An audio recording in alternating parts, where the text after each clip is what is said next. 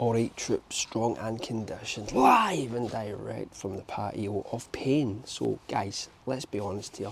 The idea that burpees can build muscle is very confusing for a lot of people, because the burpee is an exercise which has never been viewed through that lens. It's always been an exercise which is seen ultimately as a cardio crusher. An exercise that puts your body through the ringer and involves a lot of getting down and standing up. However, we burpee heads know deep down in our dark souls that the burpee, when utilised in a certain manner, can elicit a hypertrophic response. Because let's be honest, the burpee is built around the push-up, and push-ups are known to build muscle, particularly in the chest, shoulders and triceps. However, conventional burpees will not build muscle, and the less pumps in a burpee, the less chance there is of building muscle. So we need to create some strategies which will ensure that we get the response which we are looking for, which is building muscle. So how do we go about this? Well, here are a couple of strategies that I suggest which will induce those gains you crave, I crave, we all crave: muscle. We want some muscle, guys. So how do we go about it? Number one, the first strategy is that we need to concentrate on the push-up.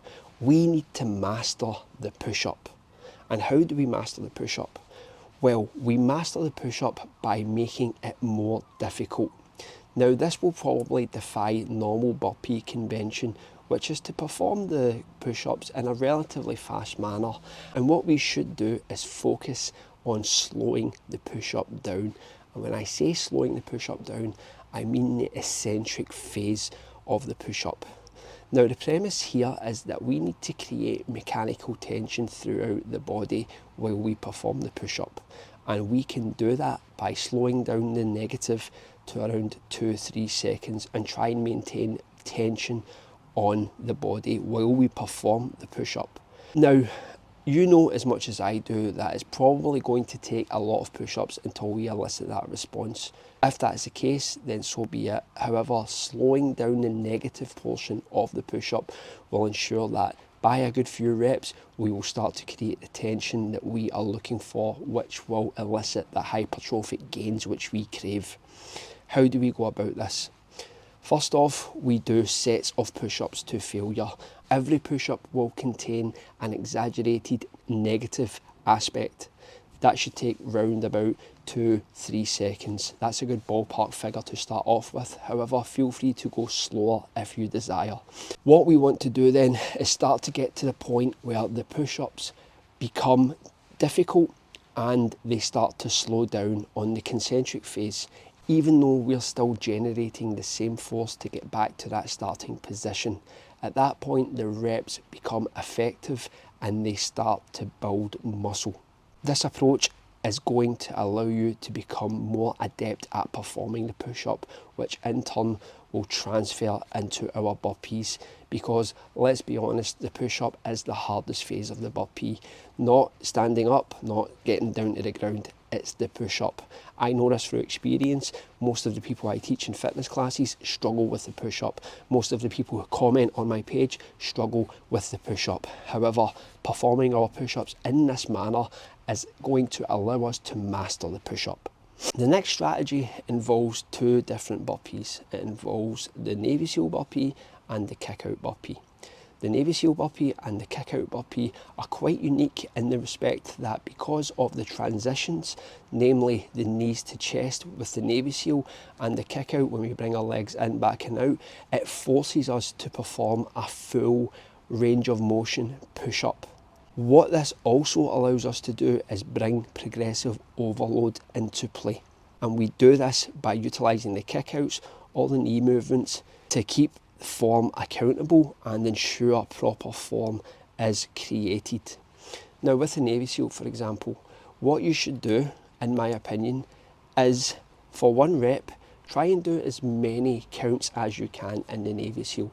For example, a 10 count Navy SEAL, a 12 count Navy SEAL, or look at it through a pump lens, 5 pump Navy SEAL, 7 pump Navy SEAL.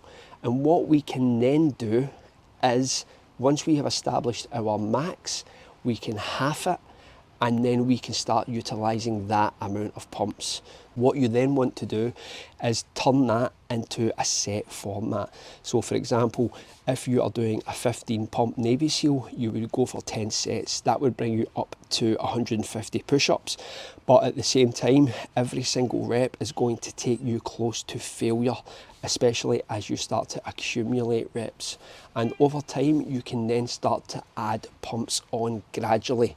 So for example, if you start with a 15 pump Navy SEAL, then once you have completed your rep target for sets and it starts to become too easy or manageable, you will then add 2 pumps on. Fairly simple format. However, once again, we are ensuring progressive overload is brought into the mix, which is going to create that system which will allow muscular gains and strength to occur. And the third strategy is probably my favourite because it involves the kickout burpee, or as a good baseline, the 22 count burpee. The 22 count burpee is unique because not only does it put your chest and shoulders and triceps through the ringer, but also the excessive amount of counts, which means it can be quite mentally overwhelming. So it's one of those burpees that hits all bases. It hits you on a muscular level, it hits you on a cardio level, and it hits you on a mental level. And what we can do with the 22 count burpee is that once we have mastered the 22 count burpee using strong style technique, exaggerated form, we can then add 2 pumps between the kick out. So for example, when you go down on the ground, you do 2 pumps, kick out, 2 pumps, kick out, 2 pumps, kick out, and repeat. And once you've achieved 5 kick outs, then what happens is that you have added on 10 to the 22 count, so it becomes a 32 count in that respect. Once you have mastered those for sets, then you would be adding 10 pumps on by adding an extra pump on before the kick out. So it becomes 3 pumps, kick out, 3 pumps, kick out, 3 pumps, kick out. Then it becomes a 42 count burpee.